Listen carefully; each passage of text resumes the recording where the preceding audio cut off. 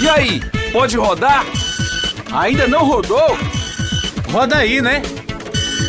Seja bem-vindo ao GraphCast JB, com as impressões sobre o mundo. Oi, eu sou Alessandro Pinon e estarei aqui com vocês no GraphCast JB. Afinal, impressão é tudo. Olá, eu sou Júlia Oliveira. Vou estar aqui com Alessandro Pinon no podcast de hoje, falando sobre acabamentos e detalhes. Para conversar conosco sobre o tema, recebemos aqui Cláudio Regis, que é consultor comercial na JB. Seja bem-vindo, Cláudio. Obrigado. O nome é Cláudio Regis, como já foi falado, e eu estou aqui, conversando um pouquinho com vocês para a gente estar falando um pouco mais sobre os acabamentos. Após a impressão é uma etapa fundamental para que não se perca o processo ao longo do caminho. Afinal, há um longo percurso trilhado. Os acabamentos são os mais variados possíveis e com finalidades distintas. Existem várias técnicas que podem enobrecer o material, além de trazer mais qualidade e destaque. Laminação, verniz, impressão a quente, isso e muito mais no episódio de hoje. Pois é, eu vou logo começar com a primeira pergunta para o Cláudio.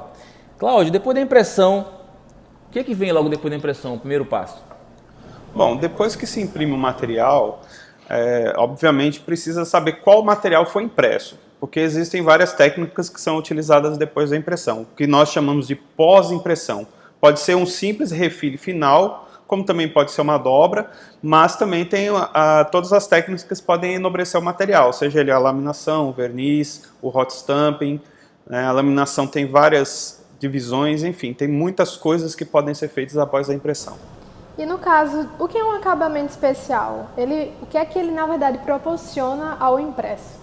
Bom, como o nome diz, o acabamento especial, ele visa enobrecer o impresso, para que aquele que vai pegar o impresso não tenha apenas uma sensação tátil, mas ele pode também oferecer outro tipo de coisa, uma textura, um cheiro, um formato diferente, uma dobra diferente, um corte diferente. Tudo isso vai estimular não só o tato, mas também a visão e os outros sentidos. E o legal, Cláudio, que a gente pode perceber também, e que isso é perceptível pelo cliente, né? Quando o cliente ou mesmo um consumidor que está na rua, ele pegar, por exemplo, um material muito mais acabado, até com papel mais grossinho, ele consegue realmente identificar que aquilo ali é mais nobre, não é isso? Exatamente.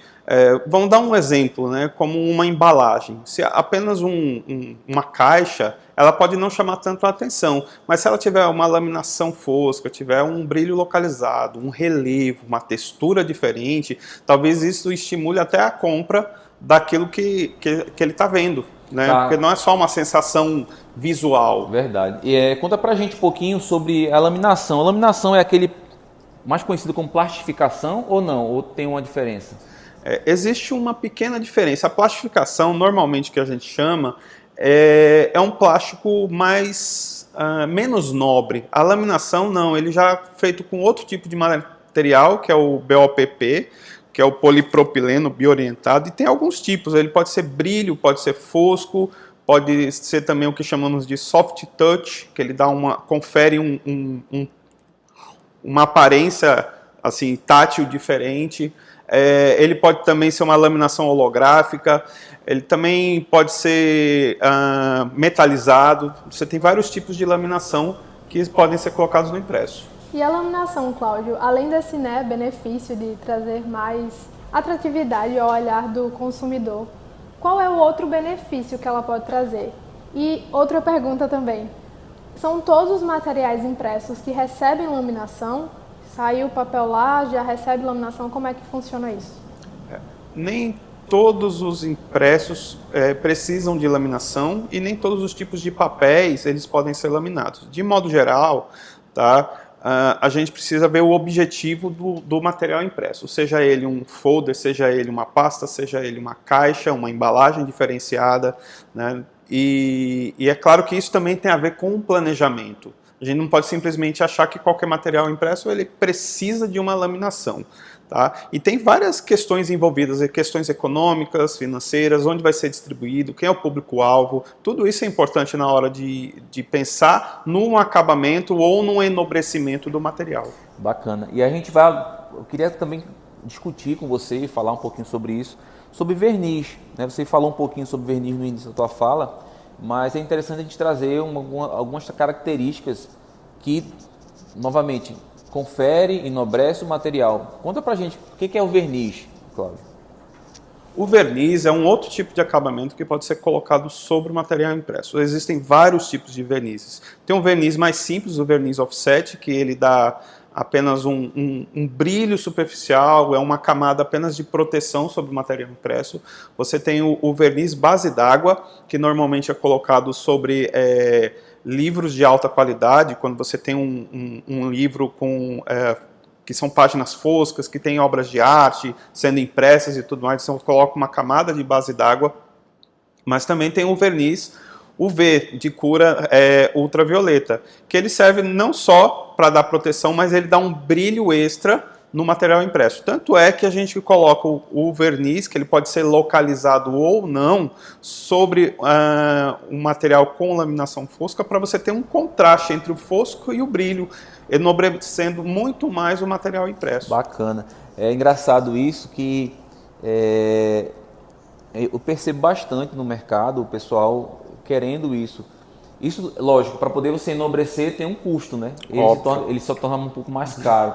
Porém, o impacto que isso dá visual e também na qualidade do serviço ali, que você está pegando ali um cartão de visita, você está pegando ali um folder, né, uma embalagem, você vê realmente que faz uma diferença grande, né? Sim, sem dúvida.